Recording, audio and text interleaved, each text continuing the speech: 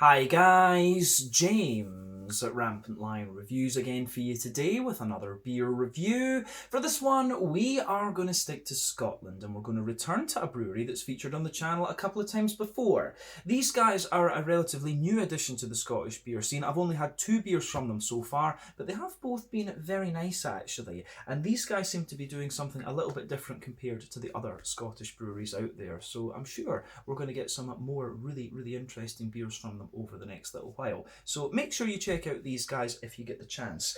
But the beer that we're going to have a look at today is a style that I haven't had from these guys yet. It goes to the opposite end of the beer spectrum from what we've had from them before. So I have to say I'm quite curious to see what this one is going to have in store for us. So hopefully it's another good beer. Hopefully it makes for an interesting review. And as always, I hope that you guys enjoy my take on this one as well. So yeah, for this review then, we are going to head through to Glasgow once again. We're going to go to Port Dundas to be specific, and we're going to have a look at another beer from Epochal Brewery, or Epochal Barrel Fermented Ales, to give them their full name. So this particular beer is called the Fixed Stars. It comes in at 6.2% ABV, and this one is a porter, or to describe it in the way that Epochal do, this one is a Glasgow light porter fermented in oak barrels. So yeah, this should be very interesting. The other beers that we had from these guys previously were like pale ales and stuff like this, so more kind of golden beers. So this is going to be my very first dark beer from them. So yeah, as I said earlier, curious to see what this is going to have in store for us. But these guys are doing, the beers that you get from these guys tend to be like really old school, almost slightly farmhousey and big woody beers and stuff like this. So yeah, really interesting stuff. So check them out if you get the chance. But yeah, let's crack on with this one then and see how we go. So, as always with my reviews then, I'll tell you a little bit about the brewery before we taste the beer. If you want to get straight to the tasting, just fast forward. All the usual links are in the video description below. That's the brewery website, the link to my other reviews that I've done from Epochal Brewery before, and we will no doubt add more to that list at some point in the near future. But there's all the usual social media down there. If you want to see more reviews, do please consider subscribing to the channel. The whole channel, of course, has a geography-based tagging system, so you can go into the homepage and search for beer based on country, city, state, county, province, prefecture, whatever it is you happen to be interested in. Do check out the playlists of beers from different countries. There is one there for all the Scottish beers that I've reviewed for you. That's being added to very regularly whenever I'm back home in the motherland of Scotland. And as always, please do get in touch and let me know some of the other beers and breweries that you guys would like to see me review. It's always great to hear from you guys that are watching the videos, and the support that you show the channel is hugely appreciated. So anyway, on to my brewery notes then to tell you a little bit about Epochal Brewery once again then. So, Epochal Brewery, as I've mentioned to you already, are based in the Port Dundas area of Glasgow, and the company was founded back in early 2021 by Gareth Young. So Gareth is an academic philosopher specialising in the philosophy of logic and mathematics at Glasgow University. But he homebrewed for a long time, and he was active in a few groups including Milk the Funk, and he actually won the UK National Homebrewing Awards back in 2015, having been runner-up the year before. But his brewing interest developed to the point where he wanted to found his own company, and so that's what he did. But the brewery is based in an industrial unit, and they run a 10 hectolitre brew kit, and they're hoping to have a tap room at the brewery in time for summer of 2022. But a small amount of the beer has been exported, and exports are going to remain very small for the foreseeable future. Now, yeah, as I said, these guys are really specialising in these kind of old school recipes and things like that, and that kind of makes sense when you think about Gareth's background. So I actually got in contact with him and asked him why the brewery is named Epochal. So this is what he gave me, and this is a quote, by the way. So he says, initially it came from a story about the actor Klaus Kinski, who became furious when a critic called a performance of his outstanding and extraordinary. He angrily corrected that it was monumental and epochal. So my friends and I used to go around calling things epochal as a tongue-in-cheek, over-the-top term of praise. However, it also felt like it fitted with my plans for the brewery in another sense. For something to be epochal is for it to define a period of time, an epoch.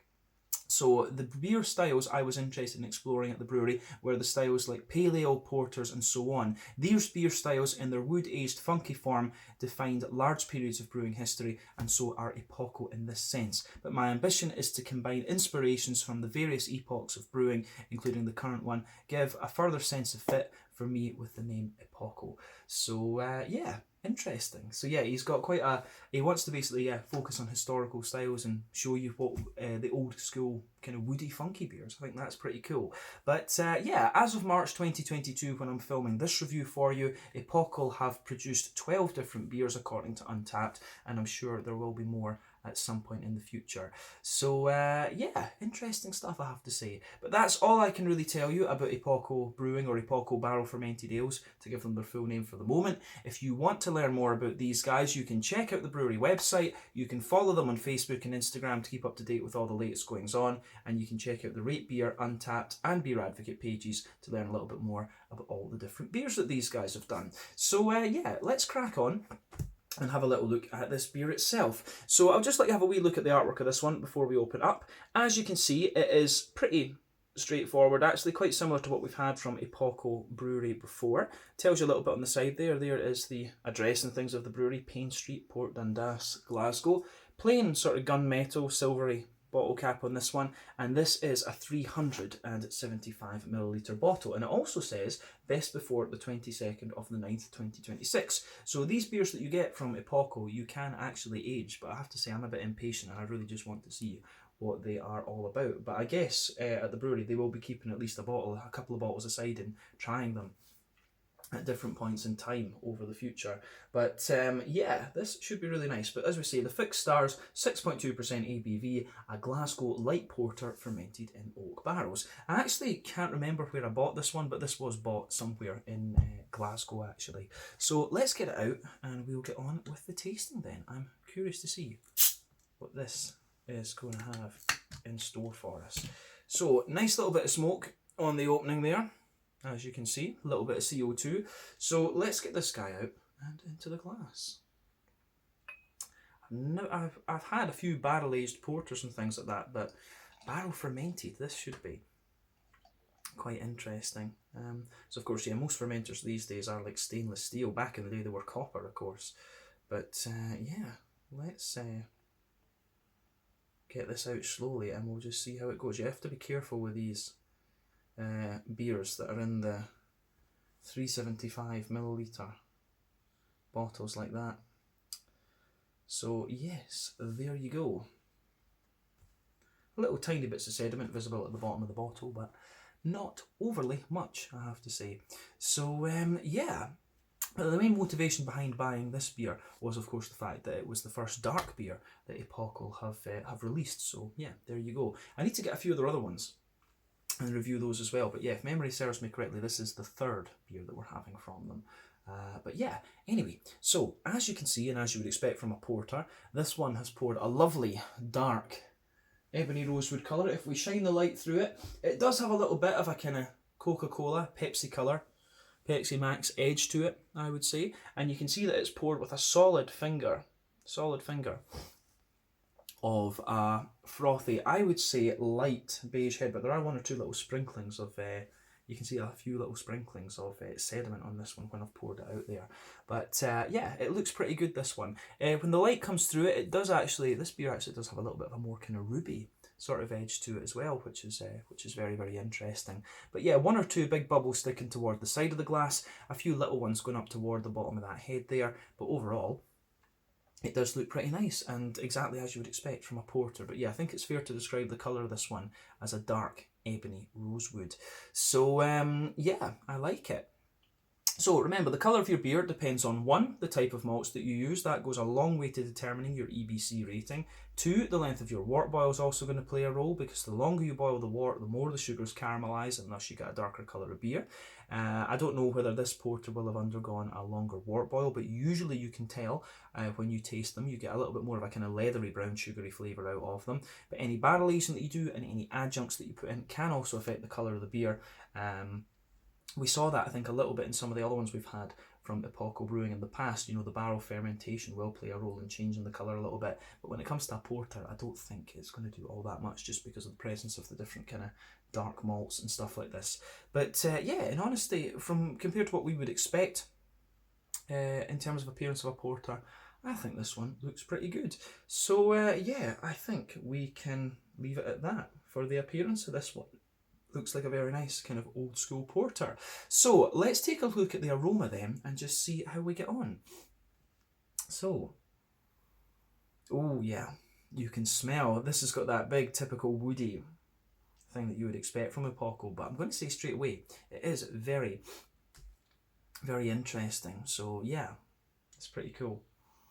I was tempted to pause the video a minute there and just blow my nose, because I feel that I sneezed just before I started filming this video, and that can sometimes throw your nose off a little bit, I think. So yeah, we'll see, but I'm going to say I can smell it quite clearly. I was a bit worried about that. But yeah, aroma-wise, this beer, it's really interesting because you can smell the porter in there, but it really is just a big sort of woody, it's just got this lovely kind of very dry woody backbone to it, and it's a nice kind of toasty bready porter sitting on top of it actually. Yeah, I like this one. I have to say, I've never come across a beer that's been specifically titled Glasgow Light Porter. I've never come across a beer that's been called that. So I don't know if any of the other Scottish craft breweries brew a kind of regular beer like this, but that is something I will need to learn a little bit if there is a specific type of Glasgow porter, because this does smell a wee bit different. It smells a little bit toasty and bready, but at the same time it's got a wee bit of brown sugary sweetness to it, which is quite interesting. So yeah, let's break the aroma of this beer down for you a little bit more and just describe it to you a bit more in depth. So yeah, backbone of this beer, absolutely, you have this nice kind of dry woody backbone to it. I'd love to know if it is just oak barrels and stuff that they're aging these things in. Of course, you can use lots of different things, but for me, the oak that you get in this one, or the wood that I should say that you get in this one, actually comes across as quite dry, and that's what makes me curious about whether it's maybe some different kind of wood that they've used in here rather than oak. But oak would be the obvious choice. I mean, it's the most widely known one, to be honest with you. So curious about that, I have to say. But yeah, the backbone of this beer is a lovely kind of dry, woody character. I have to say that about it. It is very, very nice. On top of that, though, you do get some nice kind of roasty, toasty brown sugar. Absolutely. Or you get, no, I should say first off, you do get some nice roasty, toasty black malt out of it. But there's a lovely little bit of like a sort of rye bread crust. Absolutely. So yeah, lovely kind of dry, woody backbone in there. A little bit of a kind of bread crusty sort of vibe. And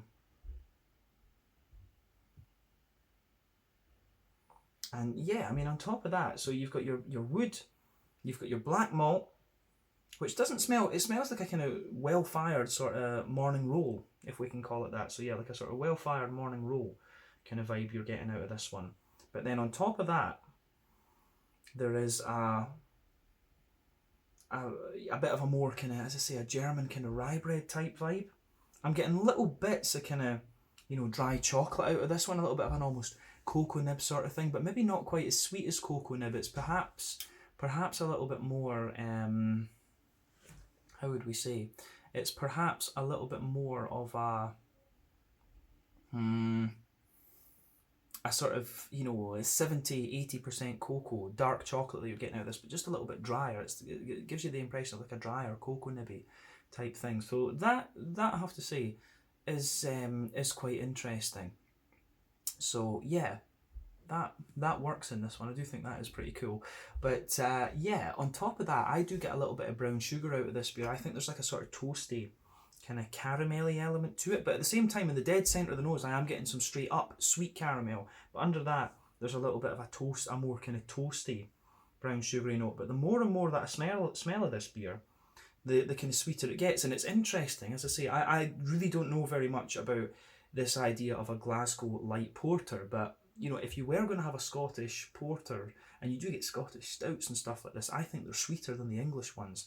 And you know, if you think about the Scotch ale is a kind of brown sugary beer, so it makes sense that a Glasgow porter would have a wee bit of that brown sugar in it, because it would reflect in some way the kind of native Scotch ales, if we can call them that. But yeah, the brown sugary side of this beer is something that I really like, actually. I do like how this goes together. Yeah, aroma-wise, the malty side of things on this is really nice. You do get a little bit of a kind of yeasty character out of this one, and it is like a very kind of dry, brown bready character that I'm getting out of this beer. So yeah, that makes for a little bit of interesting aroma as well, I have to say. So yeah, the malty and yeasty And the woody side of things in this beer is really nice. You do get a little touch of a nutty character coming out of the beer as well. The more that you smell of it. But yeah, this is certainly one that can pique the interest. And as I say, these Apocal beers are pretty unique in the Scottish beer scene. So yeah, these are ones that you definitely need to try. So yeah, let's move on to the kind of hoppy and fruity side of the beer then to round off the aroma. So again, when this is, I don't know how long they age these beers for in the fermentation process. I'd love to know that actually, because we have to be aware of this. They are barrel fermented, they're not barrel aged. I think that's maybe a mistake I made in my last reviews that I did of Epochal beers, because I described them as barrel aged. But yeah, on the hoppy side of things with this, you do actually still get a fair little bit of the hoppy character out of it. I'm drinking this one, I think it must have been in the bottle about 2-3 months, something like that. I bought this one just before I went back to Sweden last time, which was back in about January or so. So this beer has been in the bottle for about 3 months, and I think when I bought it, it'd only been released a little bit before that. So yeah, the longer you leave this beer, obviously, the more the hops are going to drop out of that. So be aware when you're drinking this one. But yeah, I still get a little bit, of earthiness out of this one. I wouldn't be surprised if it's English hops in this one, to be honest with you, just going by the aroma, because you get a little bit of that earthiness, you get a little bit of herbal character, but I'm also getting just a wee bit of a light floral aromaticity out of it, but there's also a wee bit of grassiness in there and a little touch of kind of zesty character as well. So yeah, I really like how this one goes about its business in that particular sense. So yeah, aroma wise, I have to say this one is pretty nice from the hoppy side of things, but yeah, quite a smooth hoppy character. On the fruity side of things, for me, it's got a little bit of a kind of sharper raisiny sort of vibe to it, but it's also got a little bit of the more kind of black curranty softness to it, but I also get a wee bit of a kind of oily figgy character out of this one as well. So yeah, the fruits for me are quite sharp in this one. I was a wee bit surprised about that, but yeah, because I thought it might give you a wee bit more of a kind of dried fruity character because of the woody notes, but no, the fruity side of this beer is actually a little bit sharper. So yeah, definitely a wee bit of a raisiny character, definitely a wee bit of a raisiny character to this one, a wee bit of a kind of figgy, like oily fig, and a bit of a kind of black curranty, maybe even a blackberry sort of vibe coming out of this beer. So yeah, fruity wise, it is actually a little bit punchy in that sense, so it gets a thumbs up from me in that particular regard. I like that about this one. So yeah, interesting beer, definitely an interesting beer. So yeah, I think that's everything that we need to say about the aroma of this one. So as I always say, before you taste the beer, take a little bit of time to enjoy the aroma before you get stuck in, and especially so with these Epochal beers, because they're pretty different, should we say. So yeah, let's crack into this one and see how we go. So this is the Fixed Stars, a 6.2% Glasgow Light Porter fermented in wooden barrels from Epochal Brewery, or Epochal Barrel Fermented Ales, in Port Dundas through in Glasgow. Let's get stuck in. Slàinte, skål, cheers.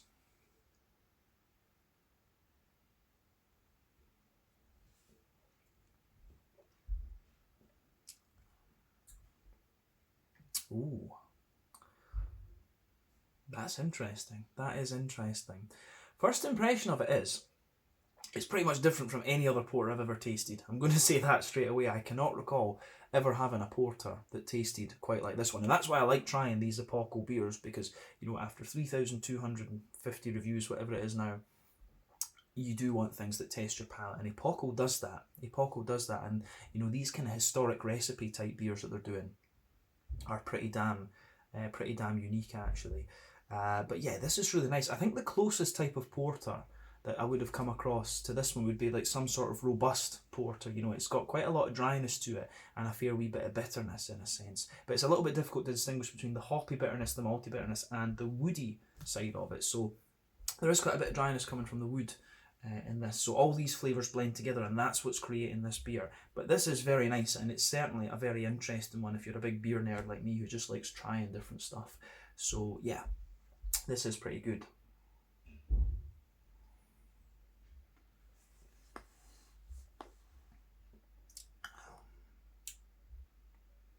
Yeah, this is just, it's really nice. It's very smooth beer as well. I remember thinking the other ones did have a little bit of smoothness, and I would say that about these, from what I remember of these Apocal ones, they come in, when you first taste them, they can feel quite dry and quite bitter, but they really sort of mellow out very nicely when you get used to them. This is, as I say, these beers are very, very unique in the Scottish beer scene, so give them a go and just see what you think. Yeah, let's crack on with this one then, just see how we go. I really like this though. This big thumbs up to Apocal again for doing something different. Yeah.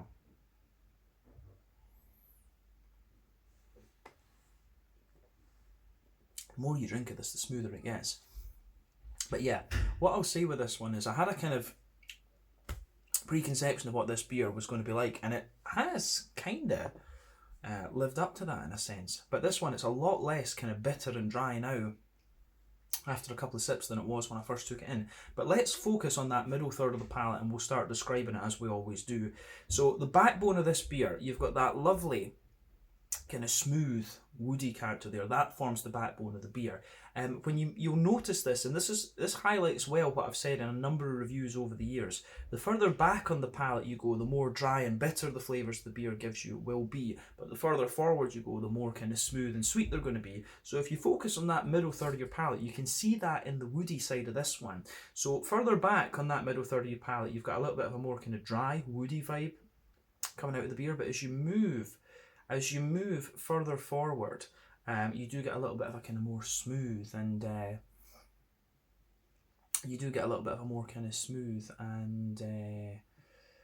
kind of almost slightly sweeter vibe out of it. I mean, the further forward you come, you get that nice kind of dry, almost oaky type character. But as I say, I wonder if there is a wee bit more than oak in this.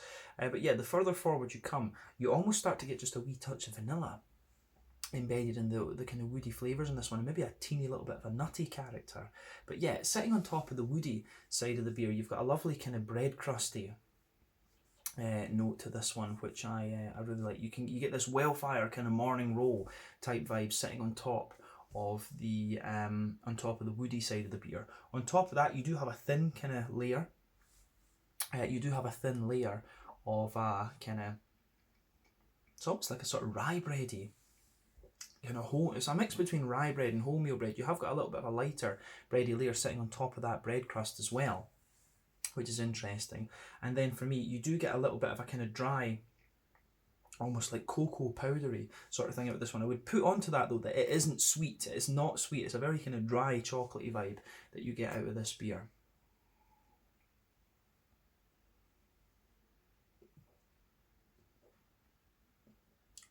So yeah. For me, the wood, so you've got that woody layer that we've kind of described a wee bit more in depth. You've got the bread crust, the well-fired bread crust. You've got a bit of a kind of brown bready layer. Then on top of that, you've got a thin layer of like a sort of toasty cocoa nib kind of deal coming out of it. So yeah, I really like how that I do like how that goes together in this one. But yeah, I like that. So on top of that kind of cocoa nibby layer, I'm trying to figure out if there is a wee bit of sweetness to this. I think there is a wee bit of kind of brown sugary sweetness in the beginning with this beer.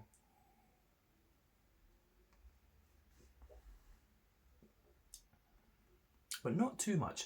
But yeah, what you will notice is that when you first take this beer in the middle of your palate, on top of that sort of cocoa nibby thing, we should talk about that. The cocoa nib, the sort of slightly dry chocolatey flavour that you get on top of the bread is very minimal. It is a very, very light layer. But yeah, toward the back of that middle third of your palate, it's quite high cocoa, like a sort of 90% sort of thing, but it does kind of sweeten out a little bit the further forward that you go. But this beer, that is very, very minimal. I will add that. This beer really leans towards that toasty, well-fired morning roll bread crusty sort of thing, so that's in there too. But on top of the bread, you've got a little circle in there, a toasty kind of brown sugary sort of thing. So that comes out of the beer quite nicely. So you've just got a little circle of a toasty brown sugary note there, maybe a wee touch of a McVitie's digestive biscuity note in there. But then in the dead centre of your palate, I think it just gets slightly sweeter, but there is just a wee circle in the middle of your palate that gives you a toasty brown sugary vibe. In a lot of ways, this beer, it is kind of quite straight shooting in some ways, which is another thing that I appreciate about it. But the woody character, the funky notes, as they call it, that this one has, just make it really, really interesting and very quirky. So yeah, interesting how this one goes about its business, that is for sure. So on the I think that's everything we need to say about the middle third of the palate then. Let's focus on the back third of the palate. So the border region between middle third and back third of your palate, you get a nice little bit of a kind of, you do get a nice little bit of a bready build up there for this one. So yeah, nice little bit of bready build up, which I think goes together really, really nice. Again, it's a wee bit of a more bread crusty thing. And you've got similar flavours in the back third of your palate there, but they're just different thickness. So on the base layer, you can feel the woody character is a little bit drier, for sure. You're a little bit drier and more kind of grainy in a sense. You've got that bread crusty layer, which again feels quite even more kind of dry and even more kind of bitter in a sense. Then on top of that, you do get a slightly thicker brown bready layer. I think this beer's got a lot of brown bready character on that back third of the palate. And on top of all that, you can feel the more dense, you can feel that more dense, doughy, yeasty kind of character coming out of the beer.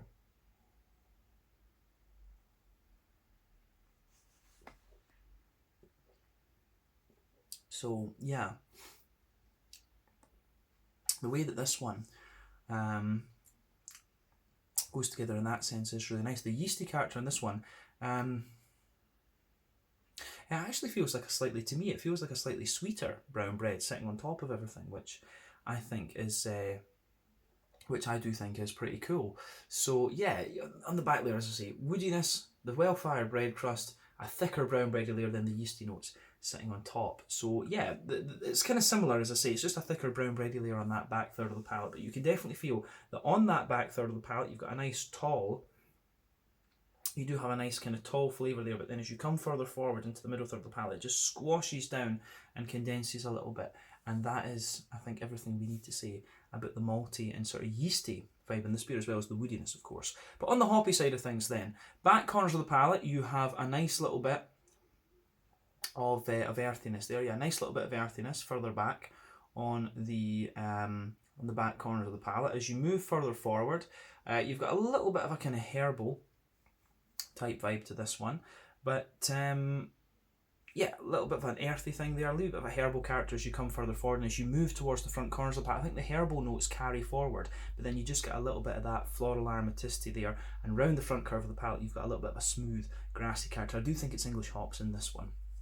I'd be curious to know, I think it's either Kent Goldings or maybe a little bit of Fuggle that's in this one, or Fugles, whatever you call them. So yeah, the earthiness almost has a wee bit of an ashy character in the back corners of the palate there. But yeah, let's focus on the front third of the palate as well then. So border region between front third and middle third of your palate, you get a little bit of a bready build up there. Base of the base of the front third of your palate in this one has a kind of brown bready sort of vibe to it. You do get a little bit of the woodiness, but then it's a more kind of smooth brown bready note there. And on top of that, you've got a nice kind of oily bubble where the juicy fruity esters roll their way out of the beer. So let's focus on that actually.